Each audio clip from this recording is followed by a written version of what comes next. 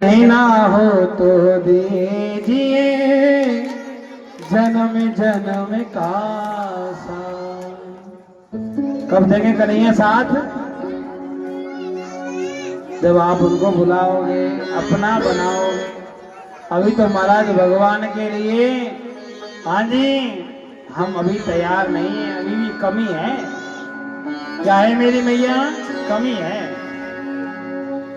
मेरे भाई बहन, सुखदेव जी महाराज का प्रादुर्भाव हुआ और प्यारे अंडे के रूप में भगवान भोलेनाथ ने अमर कथा सुनाई और महाराज अमर कथा को सुनकर के अंडा जुड़ा। जुड़ने के बाद में उसमें से बालक निकला और वो बालक ने पूरी कथा श्रवण कर ली। इधर भगवान पार्वती मैया को कथा श्रवण करा रहे थे, लेकिन हो नहीं पाई। मैया सो गई और प्यारे मैया सोई तो कथा अधूरी रह गई। लेकिन सुख ने भगवान की कथा श्रवण करी। भोलेनाथ ने देखा कि आप सो गई तो महाराज कथा कौन सुन रहा था? उसने कहा महाराज पीछे देखा तो तोते का बच्चा बैठा है। भगवान ने कहा तुमने चोरी से कथा सुनी है। जैसे कई लोग महाराज बाहर बैठ के, कई लोग कहते हैं महाराज आवाज यहाँ तक आती है, हम तो यहीं बैठ करके सुन लेते हैं। मेरे भाई बहन, चोरी करते हो। भगवान की कथा कथा पांडाल में जाके श्रवण करना चाहिए।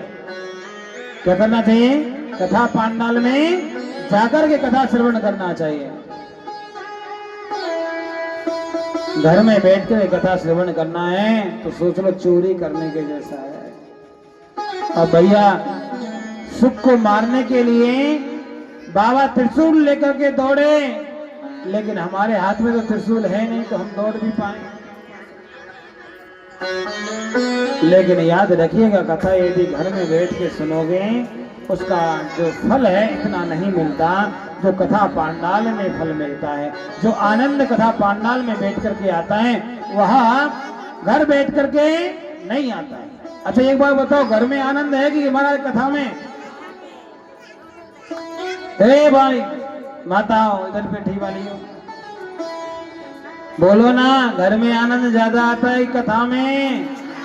अच्छा किस चीज को आनंद आ रहा है भगवान की कथा में? बताओ, झूठ बोल रहे हो साची? देख लो, सच्ची में आनंद आ रहे हैं। अच्छा किस चीज को मेरी कथा समझ बैठ रही है? थोड़ी थोड़ी समझ बैठ रही है। लग रहा है कि हम भी पागल हैं, कहीं आगे हैं।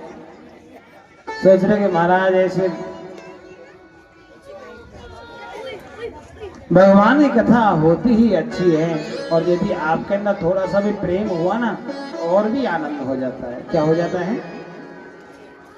जो भगवान का दीवाना होता है उसको भगवान की कथा अच्छी लगती है। देखो भैया, हम तो बड़े पापी आदमी, हमसे इतना कुछ होता नहीं है। आज तो भगवान का भजन भी नहीं हुआ ढंग से। हो, हमारे विजेंद्र पंडित जी गायब है गए, हमको यहाँ आना पड़ा। हम लोग इतना भजन भी नहीं कर पाते। आप कितने भाग्यशाली हो कि भगवान की कथा आपको सुनने को मिल रही है। सुनने वाला व्यक्ति रो सकता है, सुनने वाला व्यक्ति महाराज सो सकता है। हाँ, कई माता तो इधर भी आकर के, आप पीछे इधर उधर मत देखो, एक आध हमको दिखती है कभी कभी। वैसे आप लोग बड़े अच्छे हो, मैंने देखा है। कई जगह तो जाते हैं। एक बार एक गांव था, काफी दिन पहले की बात है, कई लोग तो कथा में आते ही सोने के लिए। हाँ, लेकिन हमारी कथा में कोई सो नहीं सकता, तो बार बार राधे राधे बुलवाते रहते हैं। हाँ? अब नींद भी आवे तो पड़ोसी जगा देता है, सो रही है क्या? नहीं, सो नहीं है।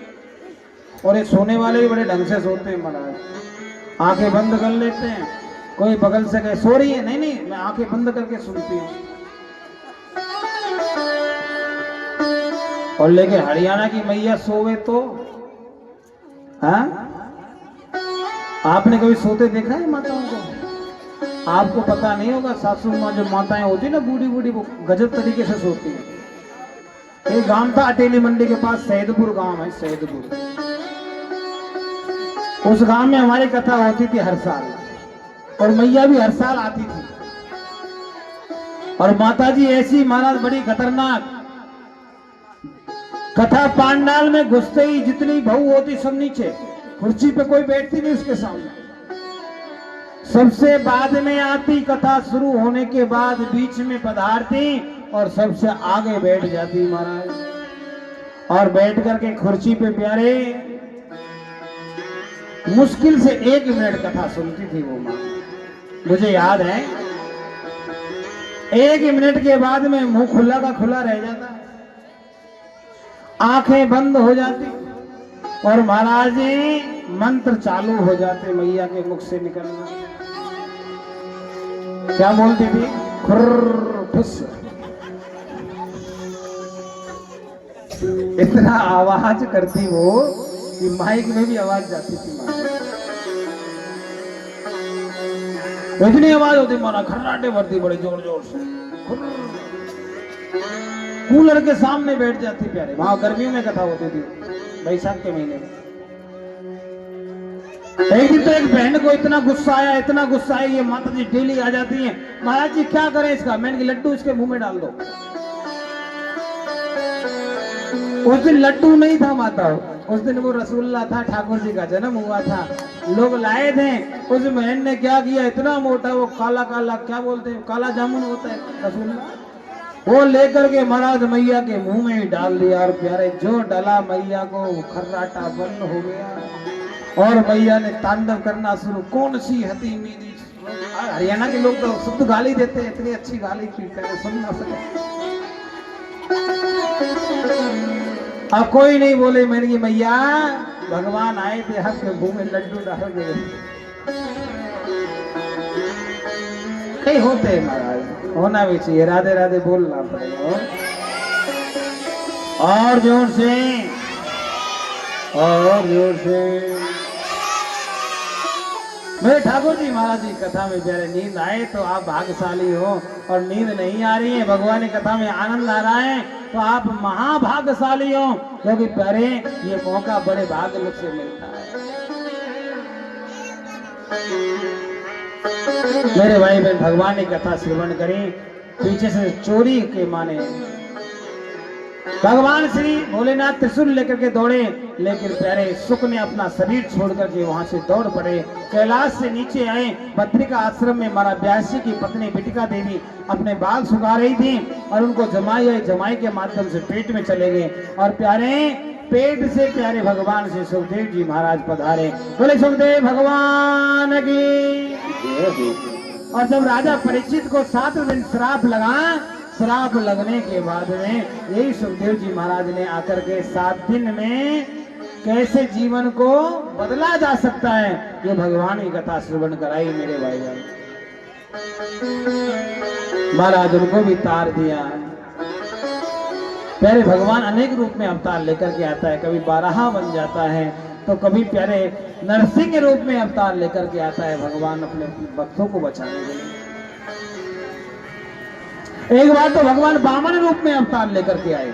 वामन जानते हैं ना, कैसे कश्यप ऋषि की 2 पत्नियां अदिति अदिति और महाराज अदिति मैया के तो हाँ जी देवता जो पुत्र हैं वो अदिति मैया के, अदिति के यहाँ 2 बेटों ने जन्म लिया। उसकी कथा हम कल सुनाएंगे आपको।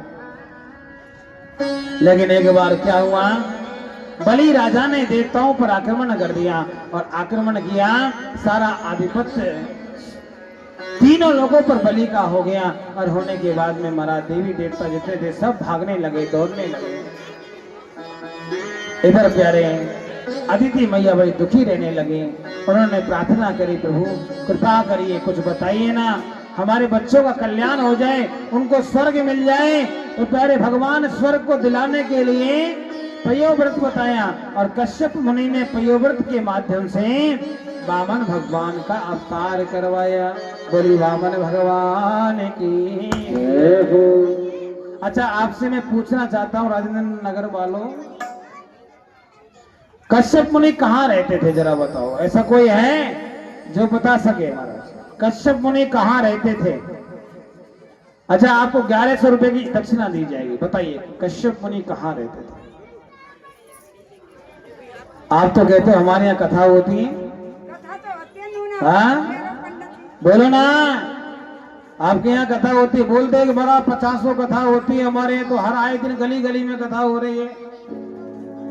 बोलो ना, कश्यप मुनि कहाँ रहते थे और उनकी कितनी पत्नियां थी?